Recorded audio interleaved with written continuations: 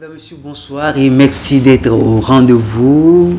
C'est bien l'heure de l'émission Ecomag. Ecomag, un rendez-vous d'y donner et de recevoir. Ce soir, nous allons nous intéresser au marché public. On avait planté le décor et les émissions qui suivent permettent d'aller étape par étape pour expliquer les contours des marchés publics, permettre aux opérateurs économiques, aux autorités contractantes de maîtriser le processus de passation des marchés publics, permettre à la société civile également de faire des recours, de dénoncer et permettre une bonne gestion des finances publiques, du denier public dans la gestion des marchés publics. Ce soir, nous avons des invités au plateau. Monsieur Fidèle Guékou, juriste spécialiste en passation des marchés publics et financement de projets au cabinet Lex Bagage Conseil. Fidèle, bonsoir. Bonsoir, Monsieur Célestin.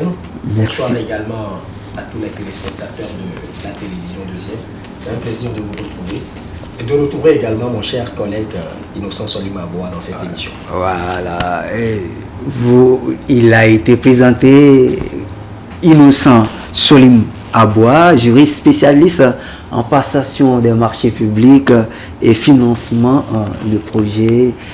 Il était l'autre fois avec nous pour parler d'un sujet aussi important relatif au marché public. Fidèle Innocent, bonsoir.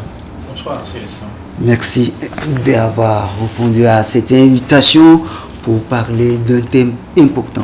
Aujourd'hui, nous allons nous intéresser à la sous-traitance et co-traitance dans les marchés publics. Sous-traitance et co-traitance dans les marchés publics, c'est le thème de ce numéro Ecomag. On parle de deux thèmes, deux expressions bien spécifiques. Sous-traitance, co-traitance. On ne va pas prendre thème expression par expression pour permettre, pour planter le décor. Qu'est-ce que la co-traitance? Alors, la co-traitance est une opération par laquelle une ou deux ou plusieurs entreprises décident dans le cadre d'une procédure d'appel d'offres de se mettre ensemble avec pour finalité d'accroître leur compétitivité dans le cadre de ce marché. En un mot, il s'agit d'un groupement d'entreprises qui s'unissent pour pouvoir gagner un marché public. Et ce groupement, il faut le préciser, peut prendre soit la forme d'un groupement solidaire ou la forme d'un groupement conjoint. C'est des choses différentes. Lorsqu'on est par exemple dans un groupement conjoint, chaque entreprise qui compose le groupement n'est tenue responsable que du cahier de charges qui lui incombe dans le cadre de l'exécution du marché. Par contre, lorsqu'on est dans un groupement solidaire, les choses changent. Les choses changent dans la mesure où, en dehors du cahier de charges qui est imputable à chaque entreprise, toutes les entreprises sont tenues responsables de l'exécution de tout le marché. Ce qui voudrait simplement dire que lorsqu'on est dans un groupement solidaire, le partage de risque de l'inexécution d'une obligation par un membre du groupement est également imputable aux autres membres du groupement.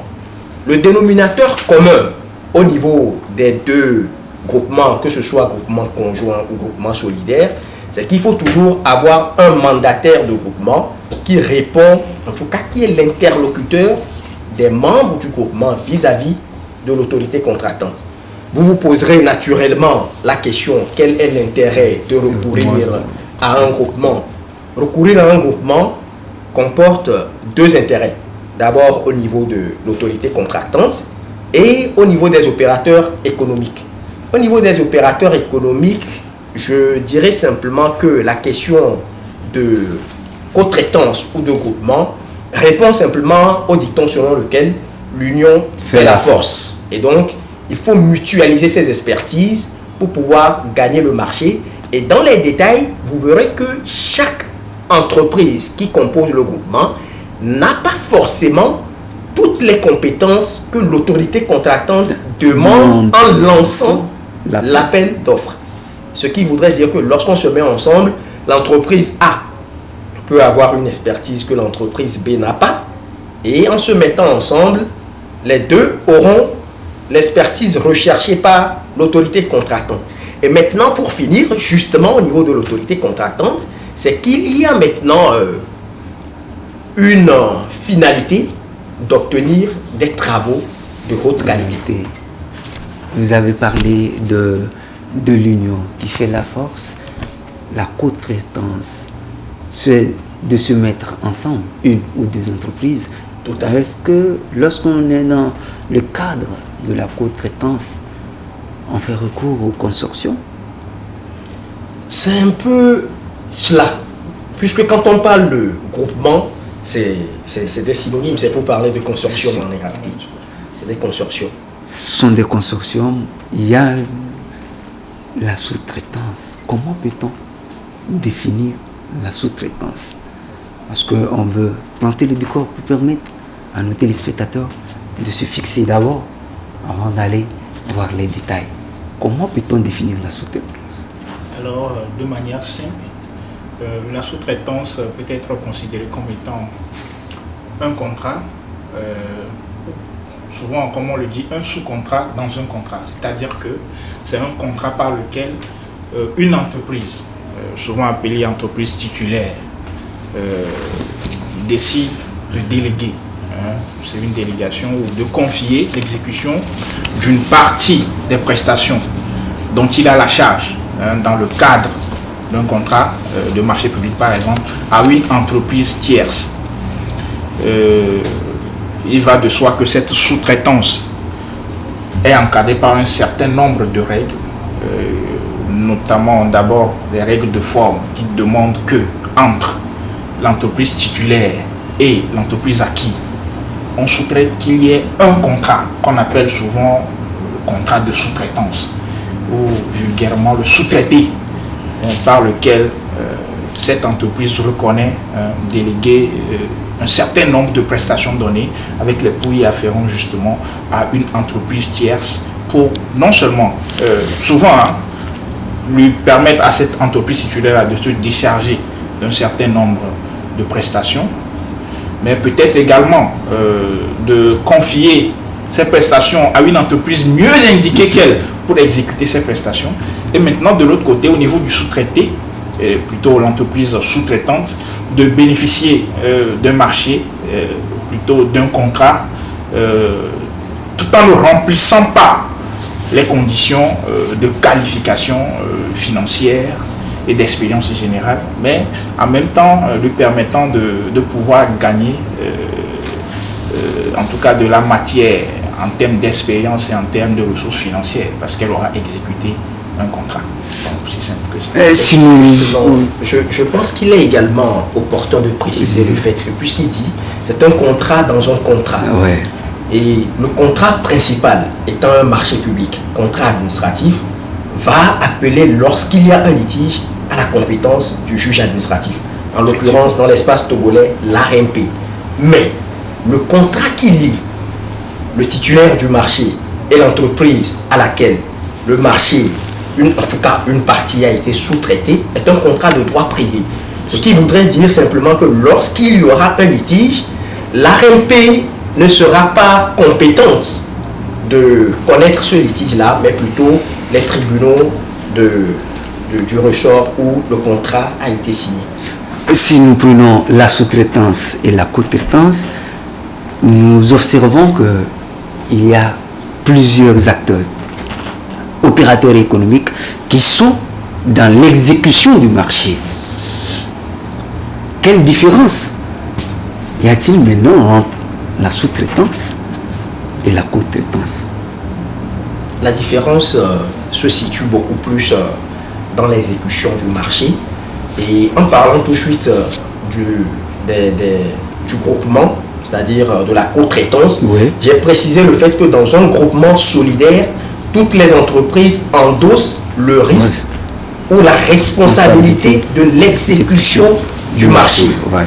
Alors que lorsqu'on est dans le cas de la sous-traitance, c'est le titulaire du marché qui endosse la pleine responsabilité de l'exécution du marché. C'est cette nuance qui fait la différence entre la sous-traitance et la co-traitance.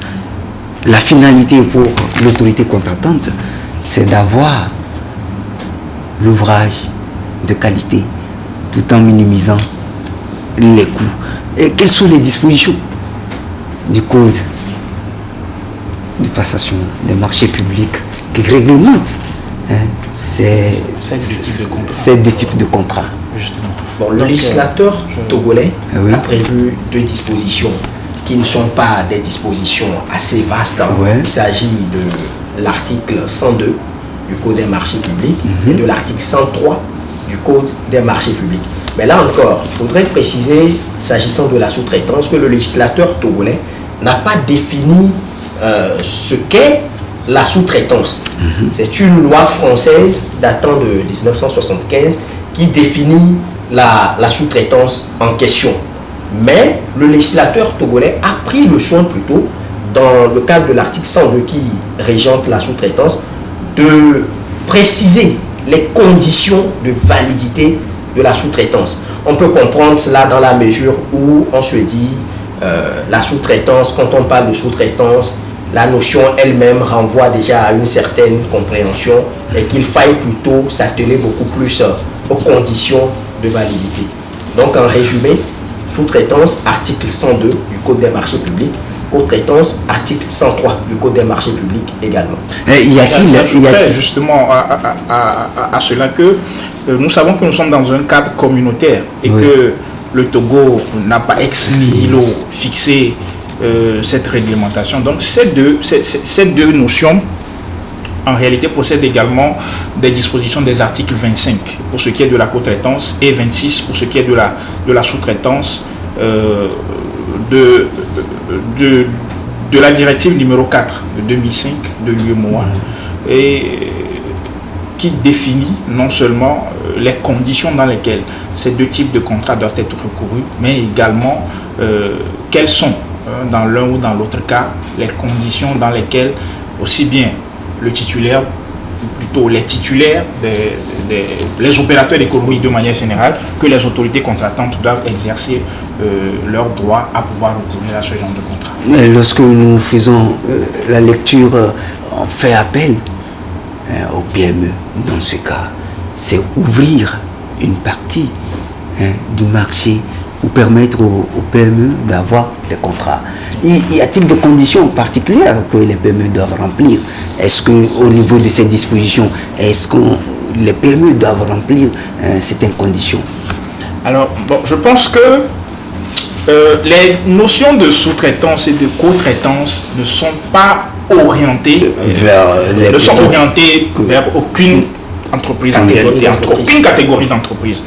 D'ailleurs, quand on voit les conditions dans lesquelles ces contrats doivent être passés, on se dit souvent que ça va de soi que lorsque des PME se sentent, en tout cas individuellement, pas assez qualifiées, ou plutôt pas assez solides et techniquement solides pour gagner un marché, pour soumissionner un marché, elles peuvent, tout comme le feraient des entreprises aguerries, recourir aussi bien à la sous-traitance qu'à la co-traitance.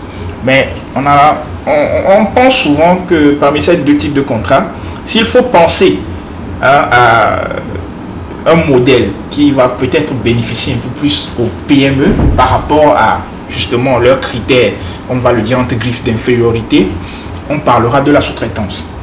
Mais là encore, je pense que j'espère que la suite du débat nous permettra d'aller dans le fond des choses pour comprendre en réalité quels sont les tenants et les aboutissants de ces deux types de contrats. Parce qu'aujourd'hui, lorsqu'on doit recourir à la sous-traitance, ne serait-ce qu'à la sous-traitance, il y a un certain nombre d'aspects que beaucoup d'opérateurs économiques occultent. Aussi bien les autorités et les opérateurs économiques titulaires des marchés, les autorités contractantes, et même les PME de manière restreinte et les sous-traitants de manière générale. Et justement, il serait important de pouvoir porter ces éléments à leur attention, de telle sorte que les PME puissent, en tout cas si on veut les viser directement, pouvoir savoir comment aiguillonner. Parce que les intérêts des PME me préoccupent tellement, on va revenir là-dessus. Mais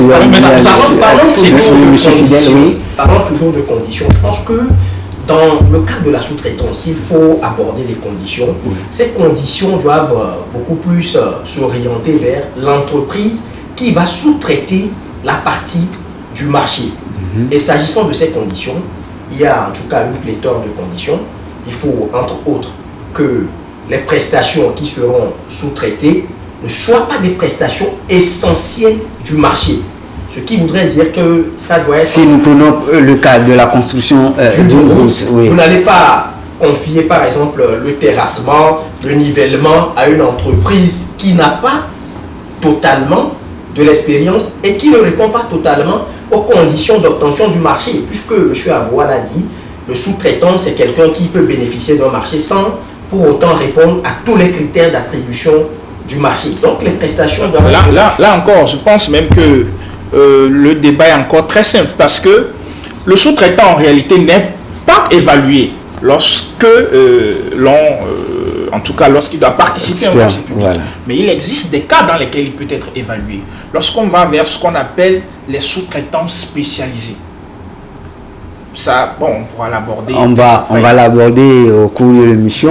Mais pour revenir au développement de M. Genkou, je crois que c'est important de dire que le sous-traitant, qu'il soit qualifié ou pas, la sous-traitance ne saurait dépasser 40% en termes de pourcentage d'exécution des travaux, aussi bien en termes de pourcentage qu'en termes de montant. Et ces 40% sont exclus de ce plafond de 40%, ce qu'on appelle, par exemple, dans le cadre des marchés publics, les grosses œuvres, ou ce que monsieur les prestations essentielles.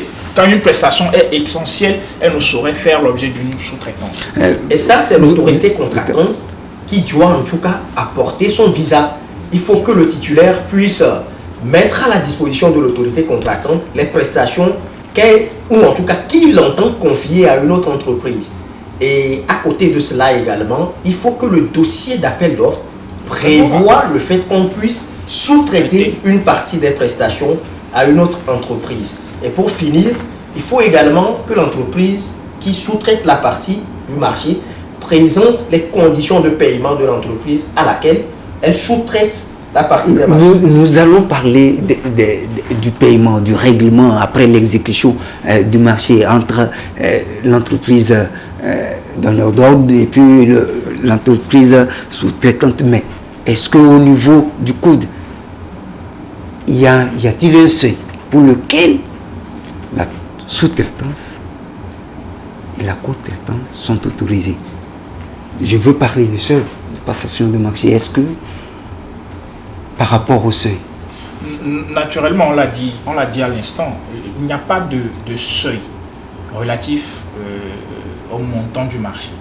En tout cas, à l'enveloppe financière du marché. C'est-à-dire qu'on ne peut pas dire qu'aujourd'hui, les marchés de peut-être 50 millions et plus ne sont pas éligibles à la sous-traitance. Les marchés de tel montant sont éligibles à la sous-traitance. Je pense que c'est une précision d'abord qu'il faut apporter. Tout marché, naturellement, peut faire l'objet de sous-traitance. Mais cette sous-traitance doit être autorisée par le dossier d'appel d'offres. C'est-à-dire que quand bien même elle est autorisée par le dossier d'appel d'offres, les conditions sont réunies pour que l'autorité contractante puisse décider d'abord au regard des prestations qui seront sous-traitées, au regard du pourcentage de ces prestations-là, au regard même des conditions de cette sous-traitance. C'est-à-dire que est-ce que le sous-traitant en question clairement identifié au regard des exigences même des travaux qu'on se propose de le sous-traiter, sera capable d'exécuter ces travaux, d'exécuter plutôt ces travaux. Donc, ce sont là les conditions liminaires qui encadrent le recours à la sous-traitance.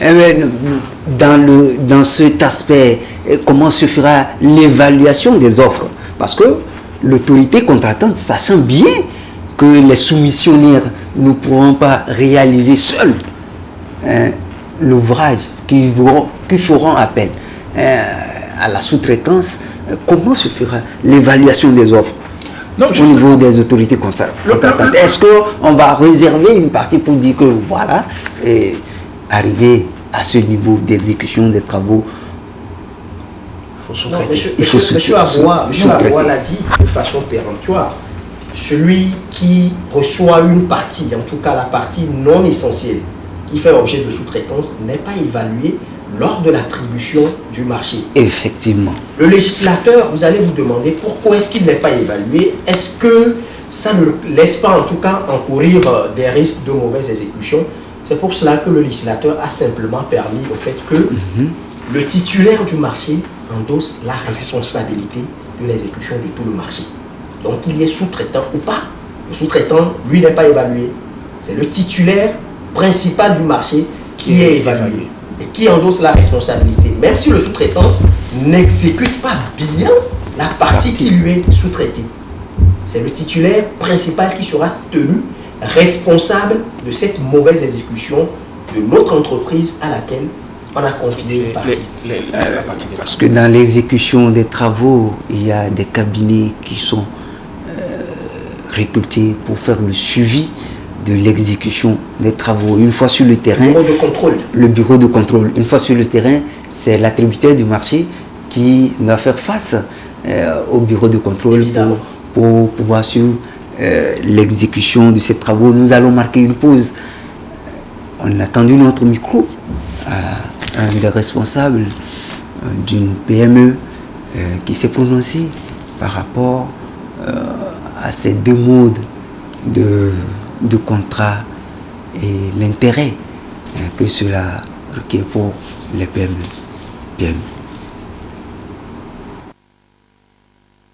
Ce sont des contrats louables parce que l'entreprise sous-traitante a besoin de ces relations, ces contrats-là pour pouvoir évoluer.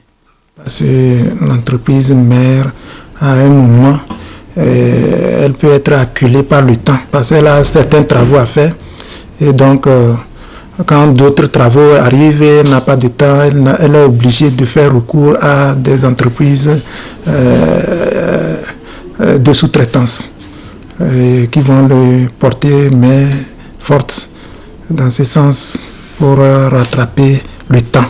L'avantage, c'est que dans certains cas, le PME n'a pas la capacité de postuler aux appels d'offres.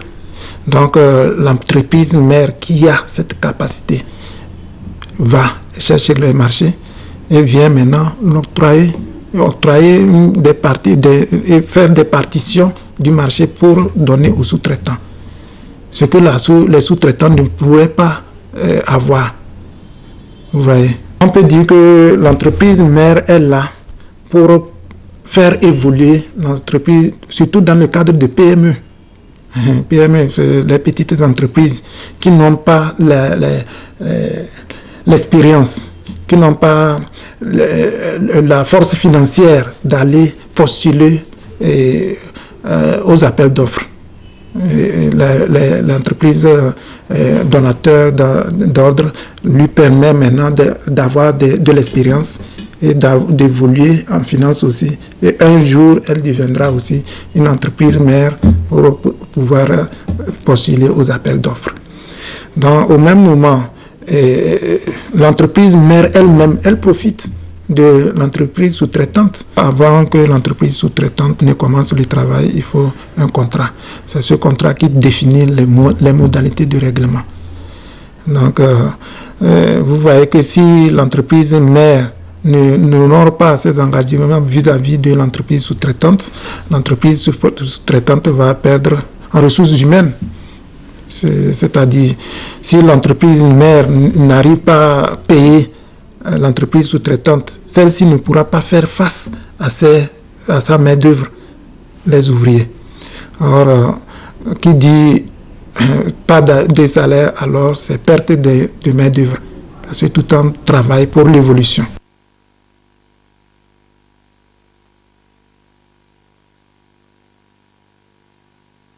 Perte de main-d'œuvre, on sait qu'il y a l'entreprise mère qui sous-traite avec une autre entreprise qui se cherche encore, qui n'a pas une capacité financière suffisante.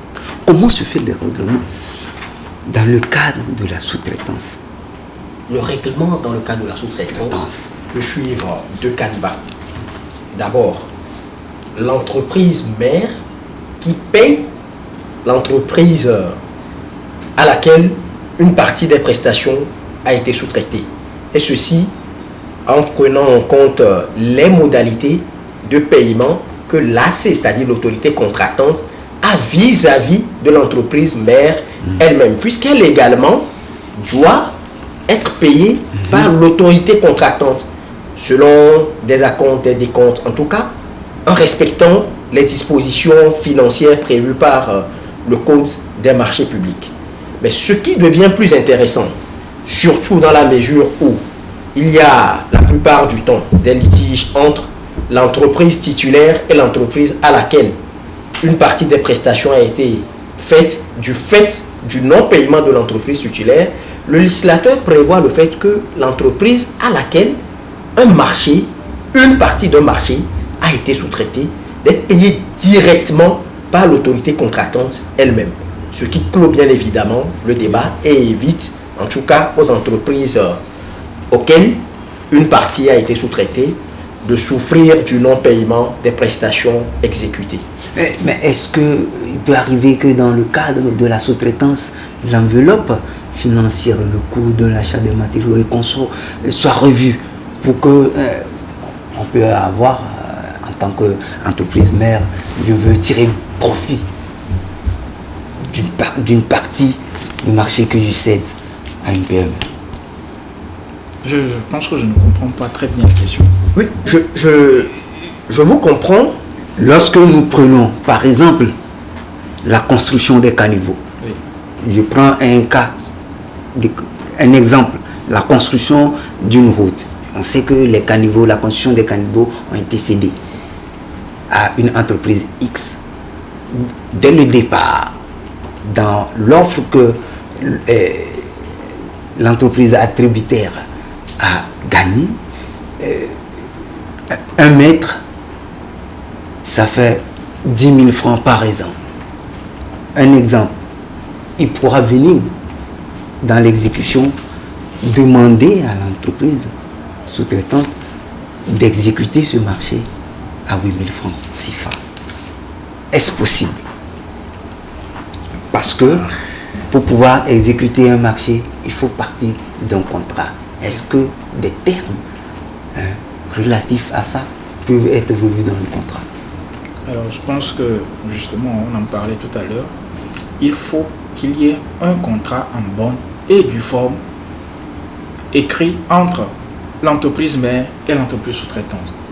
Vous savez, quoi qu'on dise, ce sont des contrats de droit privé qui échappent justement au contrôle de l'administration. À telle enseigne qu'il est difficile pour des parties extérieures de pouvoir avoir un regard sur ce qui est décidé dans ce genre de contrat. Les conventions légalement formées voilà, tiennent lieu de droit à ceux qui les ont faites et ne peuvent être revoquées que de commun accord.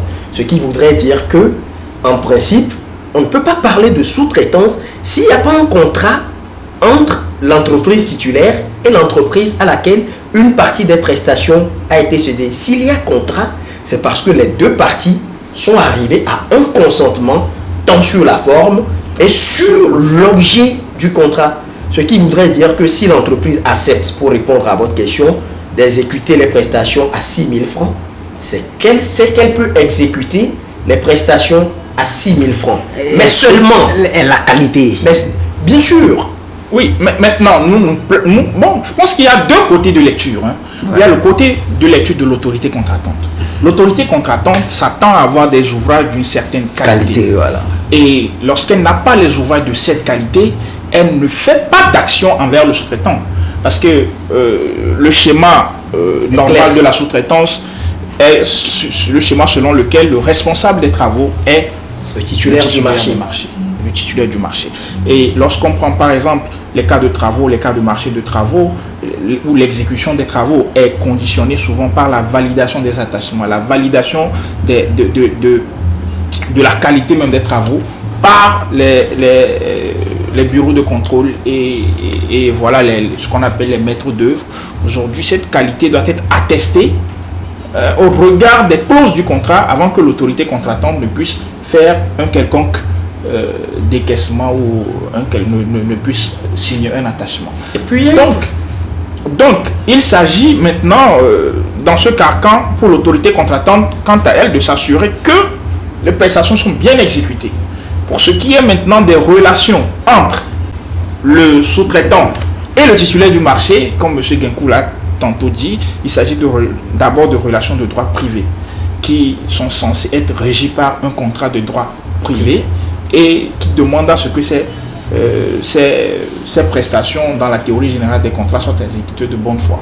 Tout à fait. Ça ne voudrait pas dire que le prix ne peut pas être révisé. Justement.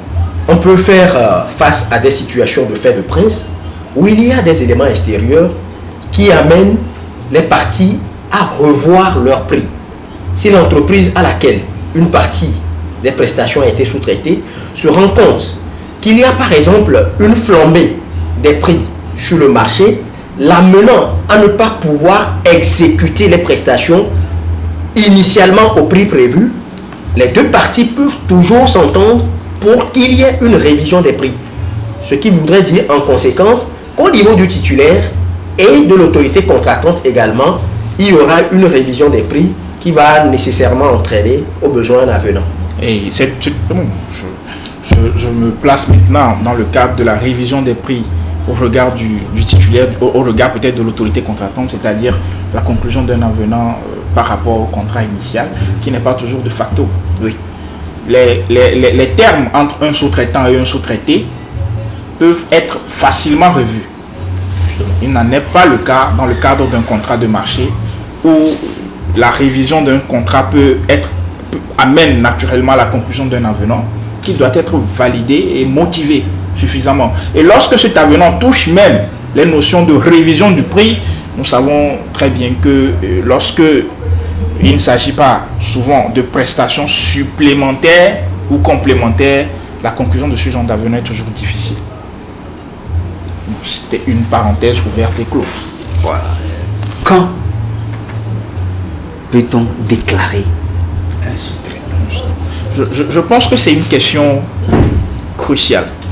Lorsque nous maîtrisons les tenants et les aboutissants relatifs à cette question, et l'autorité contractante et le titulaire du marché et le sous-traitant peuvent être en sécurité aussi bien juridique que financière. Parce que lorsque la sous-traitance est reconnue et agréée, ça bénéficie, le premier auquel ça bénéficie, c'est le sous-traité. Parce que il est reconnu par l'autorité contractante comme étant sous-traitant. Et il peut être directement payé. Il peut même, justement, souvent, engager un dialogue dans une certaine mesure avec l'autorité contractante. Surtout lorsqu'on va dans le cadre des sous-traitants spécialisés. Parce que ce qu'on appelle un sous-traitant spécialisé, on sait que dans les schémas normaux de sous-traitance, seule la qualification financière, en termes d'expérience générale, en termes d'expérience spécifique du titulaire du marché est évaluée. Justement. Mais dans le cadre des sous-traitances spécialisées, il peut, dans certains cas, on peut évaluer la qualification spéciale, c'est-à-dire que l'expérience spécifique plutôt du sous-traitant. Et là, cette qualification peut bénéficier au titulaire du marché pour pouvoir gagner le marché. Et dans ce genre de situation, étant donné que le sous-traitant spécialisé a été évalué en tant que tel, puisque les ouvrages, il faut comprendre que dans ce genre de domaine, dans ce genre de sous-traitant, on est dans des domaines où les travaux sous-traités doivent être exécutés par une entreprise spéciale qui n'est pas forcément là pour peut-être bénéficier des avantages, mais pour gagner un marché et l'exécuter parce qu'a priori, elle est la mieux placée pour l'exécuter. Et dans ce genre de situation, elle a une certaine cote parce que non seulement elle a été évaluée, mais elle est reconnue en tant que telle. Donc tout cela pour dire que aujourd'hui, le meilleur d'ailleurs, c'est ce qui est dit, parce que la sous-traitance, qu'on nous appelons aujourd'hui les sous-traitances occultes, je mets occulte entre griffes, parce qu'une sous-traitance qui n'est pas déclarée, d'abord, qui n'est pas, disons la vérité, c'est la pratique d'ailleurs, peut être recouru. Aujourd'hui, M. Genkou gagne un marché, il vient me voir, tu sais, tu vas me faire cette partie des marchés, tu vas me faire ça. On ne déclare pas ça à l'autorité contractante. C'est un jeu dangereux. Parce que l'autorité contractante, en cas de problème, l'autorité contractante ne connaît pas une autre entreprise à part le titulaire du marché. Et lorsque le titulaire du marché va, permettez-moi de le dire, malmener le sous-traitant, il s'agira d'un problème entre les deux. L'autorité contractante s'assurera que ces prestations soient réalisées. Si le sous-traitant est exploité par l'entreprise titulaire, ce sera à ses risques et périls. Monsieur Célestin, donc, je pense que pour clore la question, une sous-traitance est déclarée au moment de la soumission. Et il faut que cette sous-traitance puisse être prévue dans le dossier d'appel d'offres. Lorsqu'elle est prévue, justement, ça permet d'abord à l'autorité contractante de dire « Ah, j'ai ouvert le champ à la sous-traitance. Maintenant, la sous-traitance, voilà tel truc pour de sous-traiter. Quelles sont les prestations qui se proposent de sous-traiter? Sont-elles éligibles? Ok, elles sont éligibles. Ok, est-ce que par rapport au pourcentage général, le pourcentage de la limite des 40% est atteint? Ok, c'est atteint. Maintenant, lorsque toutes ces conditions sont réunies maintenant, on va pouvoir commencer à évaluer le titulaire l'opérateur économique ou le soumissionnaire, et lorsqu'il gagne éventuellement, on sait que il a une sous-traitance, il y a en amont même les conditions même de paiement qui ont été agréées, c'est-à-dire que l'autorité contractante s'attend à ce que dans le cadre de ce marché, il y a tel type de prestations qui sont sous-traitées à telle entreprise qui, il faut le rappeler également, doit satisfaire aux critères d'éligibilité à la commande publique, puisqu'il s'agit de l'argent public. Et l'argent public ne peut pas rémunérer une entreprise qui ne paie pas ses impôts, qui n'est pas en règle avec l'administration fiscale, ou une entreprise qui est sous le coup d'une sanction de l'ARMP par exemple. Donc, tout ça permet justement à la phase de soumission là de clarifier les choses et de partir sur une sous-traitance saine qui va bénéficier à l'autorité contractante, au titulaire du marché, parce que il est dans un cadre, il n'est pas peut-être indélicat, on ne pourra pas le soupçonner d'indélicatesse. Et maintenant, du côté de l'entreprise qui bénéficie de cette sous-traitance, qui non seulement va pouvoir, lorsque les conditions de paiement sont agréées, bénéficier d'un paiement direct de la part de l'autorité contractante, mais également être reconnu en tant que sous-traitant et lorsque le marché est bien exécuté, pouvoir bénéficier d'une attestation de bonne fait d'exécution en tant que sous-traitant. Là, monsieur Fidèle, dans le cadre de comment répondre à l'appel d'offres avec un sous-traitant, est-ce que les dossiers doivent être conçus en un? Non. Les dossiers ne doivent pas être constitués en un, puisqu'on l'a dit, le contrat de sous-traitance lie l'entreprise titulaire à une autre entreprise. Seulement que, en allant à l'appel d'offres, le titulaire ou le soumissionnaire, là il est d'abord soumissionnaire, puisqu'il doit d'abord préciser qu'il entend sous-traiter une partie des prestations. Évidemment, il doit prévoir ça quand même dans son offre, préciser la nature des prestations, les modalités de paiement. Les modalités de paiement, la nature des prestations. Si nous prenons, par exemple, il faut faire un immeuble à 7 niveaux et qu'il faut prévoir des ascenseurs. Si une entreprise qui gagne ce marché et qui n'est pas capable de construire les ascenseurs, elle peut sous-traiter. Elle peut sous-traiter. Et là, on peut aller dans ce cas de figure à une sous-traitance spécialisée. Puisque la construction des ascenseurs, bon, en tout cas ça dépend du type d'ascenseur aussi qu'on veut, peut être la chasse gardée, bon, on ne dira pas chasse gardée, mais un domaine de compétences spécifiques d'un certain nombre d'entreprises. Et là, la sous-traitance serait légitime. Maintenant, dans un autre cas où il ne s'agit pas de sous-traitance spécialisée, je pense que souvent il peut y avoir des cas où les prestations peuvent être de manière générale être comprises comme étant des prestations essentielles. Quand on prend par exemple un marché de construction d'un immeuble de 7 étages par exemple, il va de soi que les grosses œuvres, ce qu'on appelle les grosses œuvres, les travaux d'infrastructure et de superstructure ne pourront être en aucun cas être éligibles à la sous-traitance parce que ce sont les travaux porteurs de l'immeuble. Maintenant peuvent être sous-traités peut-être les travaux de peinture, les travaux de menuiserie à un certain niveau, les travaux peut-être de tôlerie, les travaux d'électricité, l'aménagement des voiries diverses, peut-être le carrelage. Donc, mais je pense que souvent c'est des appréciations qui peuvent aller in concreto. Mais de règle générale, on sait que quand on est dans le cadre des marchés de travaux, ce qu'on appelle les gros œuvres, les travaux de superstructure et d'infrastructure ne pourront en aucun cas être sous-traités. Est-ce qu'il peut y avoir des transferts de technologie dans le cadre de la sous-traitance avant que les experts sur le plateau ne répondent à cette question? Nous avons posé la même question à notre responsable, M. Mangouani Pali, directeur général d'une structure de BTP.